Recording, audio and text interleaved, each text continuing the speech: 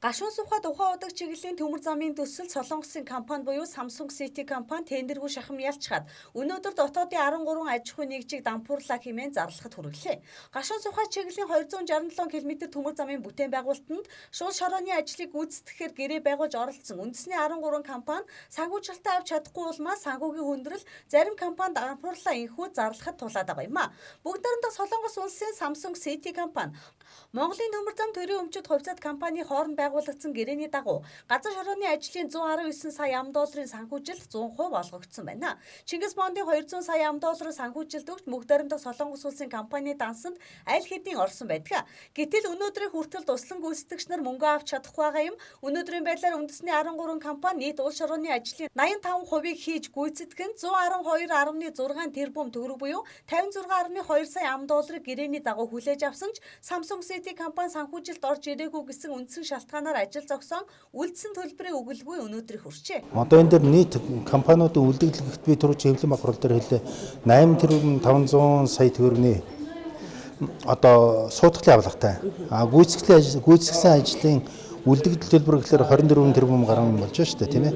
Тэгээ энэ төлбөрүүдийг нийт компаниуд авах хэрэгтэй. Энэ бол бас их мөнгө, тийм ээ. Үндэсний 13 компани энэ мөнгийг цуглуулад авчих юм бол энэ чинь тэр компаниудын цаашдын бизнесийн үйл ажиллагаа санхүүгээ босгоход маш их нэмэртэй. Тэгэхгүй бол одоо энэ чинь компаниуд ч өөрсдөө хөрөнгө гаргаж хийгээгүй, зээл авч хийсэн, лизинг авч хийсэн, тэгээ тоног төхөөрөмж лизингдсэн ийм байгальд байгаа. Энэ бол зогсохгүй. Тийм ээ. Зээлийн хүү зогсдоггүй, лизингийн хүү зогсдоггүй. Тэгээ энээс болоод компаниуд асар хүнд байдалд орж байгаа юм.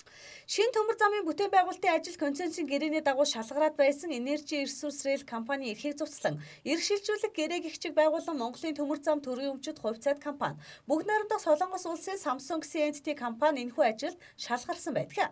Улмаар Эсто нутгийн буян бидний зам Таранскон гэх мэт үндэсний 13 компанитай туслан гүйцэтгэгчийн гэрээ байгуулж нийтдээ 11.7 сая куб метр уул шорооны ажлыг 137.2 тэрбум төгрөг буюу 70 сая $-оор хийж гүйцэтгэх гэрээг байгуулсан байдаг.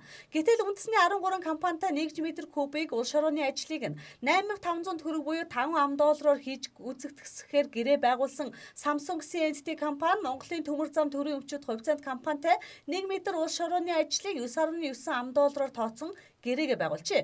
Зөвхөн гэрээний үнийн дөнгөөс хамааран $4.9 ашигыг бүгд найрамдах Солонгос улсын Samsung CNT компани нийт 57.3 сая $-ын цэвэр ашиг олжээ. Үүнийг шударга нийгэмд бол ашиг биш гэрээний залилан гэж нэрлэдэг.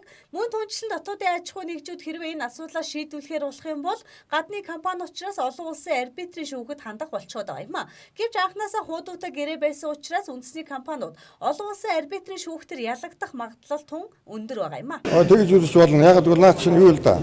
Энэ гэрээ хийхдээ гэрээнийхээ нөхцөлийг энэ анхны компаниудыг уриалаад оруулсан байхгүй юу? Уриалж оруулахдаа ерөөсөө бүгдийг ингэ заалан суулгаж байгаа л бүгдэд нэг сайхан том амлалт сайд нөгөөл, дарга нөгөөл одоо төрийн өмчт компани захирлан амлалт өгөөл тэгээд уриалж байгаа л байчаал ер нь компаничлсан маягаар энэ гэрээг байгуулсан учраас энэ гэрээг нарийн уншаад үзэх юм бол шүү дээ. Манайх ялагдах тал дээр ярих юм бол айгүй төрөл ялагдах талдаа байгаа учраас энэ Samsung гадны компаниуд энийг ашиглаад байгаа байхгүй юу?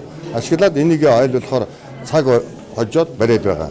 Тийм учраас бид нар яах вэ гэдэг зэрэг энэ олон улсын арбитрийн шүүхтэр очих юм бол бид нар та нар айгүй төрөл ялагдах магадлалтай юм байна да гэдэг ийм байдалтай байж. Засгийн газартаа итгэн томоохон хэмжээний бүтээн байгуулалтанд оролцсон эдгээр 13 компани ажилчид арга гэргээ 6-аас 7 мянган хүн өнөөдөр амьдрах нөхцөл нь хүндхэн болжээ. Тэдний зүгээс хэрвээ шаардлагыг нь хүлээж авч төлбөрийг нь төлөхгүй бол цаашдын арга хэмжээ аавна гэдгээ мөн мэдэгдэж эхэлжээ. Бид нар бол ингэж үзэж шүү дээ. Одоо энэ ноднгийн 8 сард үдээд ноднгийн 8 сард баг хурал хийсэн.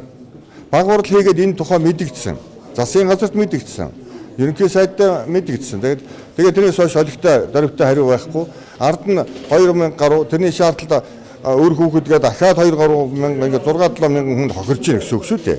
Тэгэхээр эн чинь их хэцүү байна. Өөрөөр хэлэх юм бол бид нар энэ байдлаа одоо хуцдах юм бол бид нар энэ дороосоо оргилж байгаа энэ зах зээлийн хүнд дарамтанд орж байгаа, ийм зохилдолд орж байгаа, ийм үед чинь нөгөө улсуудад чи бид яаж тогтоож барих вэ? Засгийн газраас хөрдүүлээд байхын эхэлж байсан шин төмөр зам төсөл өнөөдөр энэхүү дотоодын хідэн компаниудыг боомлон дампууруулж үр тавин байж авсан Чингис Бондоос 200 сая $, санхүүжилт хэмээн авсан хэрнээ өнөөдөр иймхүү салхинд хийсгсэн үр дүнтэй байгаа юм а. Мэдээж энэ асуудлыг тухайн үеийн зам тээврийн сайд шин төмөр зам төслийг гардан гүйцэтгэгч Монголын төмөр зам төрийн өмчит хувьцаат компани удирдлагуудын хийж байгаа ажил гэж үзэж болно.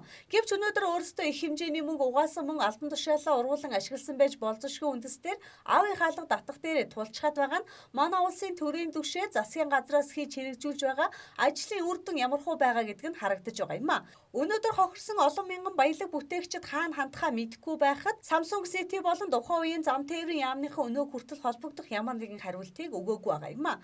Мөн түнчлэн эдийн засагт онцгой хач холбогдолтой хэмээн үзэж байсан Ухаан утга гашуун сухад чиглэлийн 267 км төмөр замын суур бүтэц зам нь одоо хүртэл баригдааг байгаа юм а. Мөн түнчлэн энэ хугацаанд Монгол улсын ерөнхийлөгч 2 удаа, засгийн газар нь 4 удаа, зам тээврийн сайд нь 6 удаа, Монголын төмөр зам төрийн өмчит компани удирдлага 6 удаа солигдсон байгаа юм а. Өдрийн тойлд уян мэдээллээ.